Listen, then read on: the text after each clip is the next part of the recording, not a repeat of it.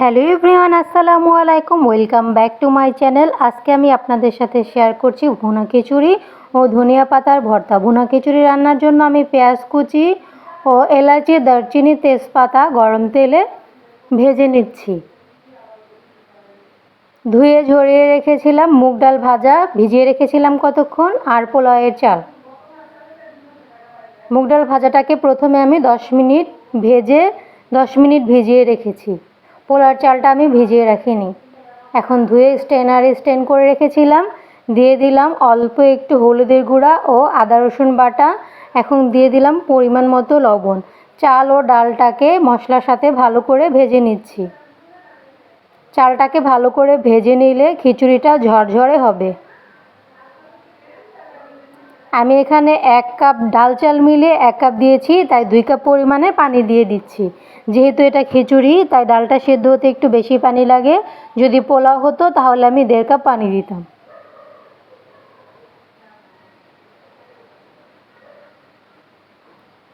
এখন আমি দিয়ে দেব অল্প একটু মরিচের গুঁড়া, কারণ আমার বাড়িতে মরিচের গুঁড়া ছিল না, তাই পানি দেওয়ার পরে মরিচের গুঁড়াটা দিতে হচ্ছে। মরিচের গুঁড়াটা এখন আনিয়েছি।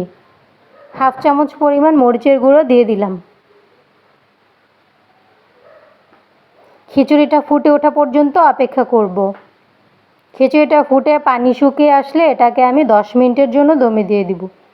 আমার খিচুড়িটা ফুটে এসেছে এবং পানিটা শুকিয়ে গেছে। এখন আমি তাওয়া দিয়ে 10 মিনিটের জন্য উল্টে দমে দিয়ে দিব। খিচুড়িটাকে উল্টে দিচ্ছি, কারণ এক পিঠ সেদ্ধ হয়েছে আর এক পিঠ হয়নি, তাই অন্য পিঠ উল্টে দিলাম।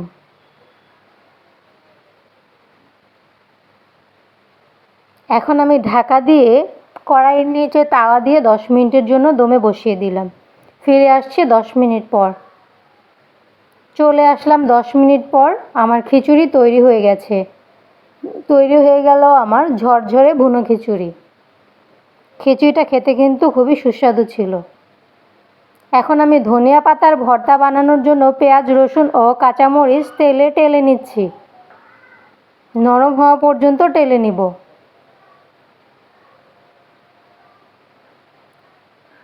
সাথে টেলে নিচ্ছি ধনিয়া পাতা। যেহেতু ধনিয়া পাতার ভর্তা বানাবো, আমি টেলে ভর্তা খাই, তাই সব কিছু টেলে নিলাম। এখন পেঁয়াজ, রসুন ও কাঁচামরিচ অল্প একটু লবণ দিয়ে বেটে নিব।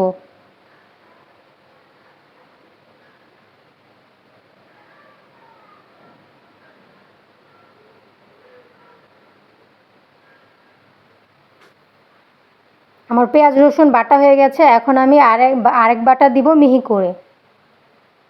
সাথে ধনিয়া পাতাটা দিয়ে দিচ্ছি। ধনিয়া পাতাটা সহ এবার মিহি করে বেটে নিব। এখন আমি একটু টক হওয়ার জন্য 2 কোয়া তেঁতুল দিয়ে দিলাম।